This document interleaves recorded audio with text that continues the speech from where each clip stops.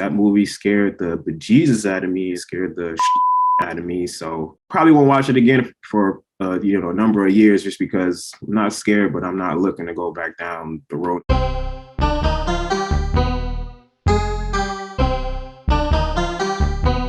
So the year is 1999.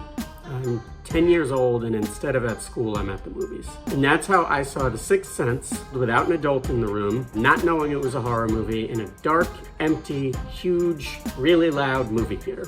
Thing about The Sixth Sense is that it's really scary immediately. The first shot is a scary light bulb in a dank basement. You're like 2 minutes then from Donnie Wahlberg in the bathroom, and it's downhill from there. You don't have a second where it is not scary. By the end, I was like shaking.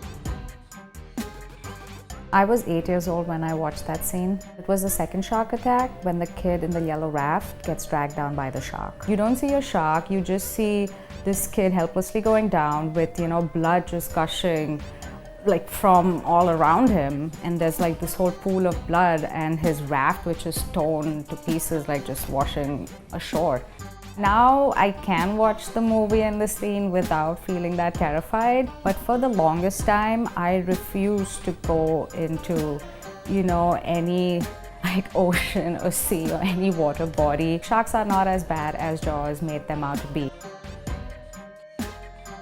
I wouldn't say the whole movie is scary, but specifically that scene where he has the nightmare and the evil clowns destroy his bike is, to me, the most horrifying scene in cinema. 5-year-old me was traumatized. Now, a lot of people are scared of Large Marge. Sure, Large Marge is scary. Compared to the evil clowns, Large Marge is a teddy bear. To this day, when I watch Pee-wee's Big Adventure, I will just look through my hands during the entire scene.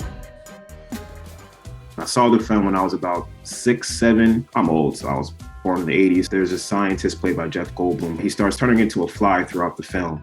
The last scene is when he pretty much turns into like a full-fledged fly, but more so like a monster. The grotesqueness of the monster just doesn't look cool at all. Like, it looks like everyone's nightmare, or at least mine. I've since watched the film in my adult life, and it still holds up as a great horror, sci-fi, gore film. It doesn't scare me the same way, but I think it definitely has the effect of having like a visceral reaction when I see it. The scene that terrified me as a child was they're getting chased by zombies. Fred is trying to rip off the mask, and so he's like pulling and pulling and pulling, and they're like, oh, who are you really? And then eventually he pulls and he rips off the head, and then they're like, oh my god, it's a real zombie. It's just an all-around terrifying scene, and like the idea that a zombie could be real is not something a kid should be thinking about, I think. All of a sudden as a child, I remember thinking anything, it could be real. You never know until you try to rip off the mask. Looking back today, I think just the fact that I'm still thinking about it is what makes it so scary. In the second movie, the mom is just chilling in the kitchen, reading, making food, whatever. She's just sitting there in silence in the middle of the day. Out of nowhere, oh my God, I can't even think about it.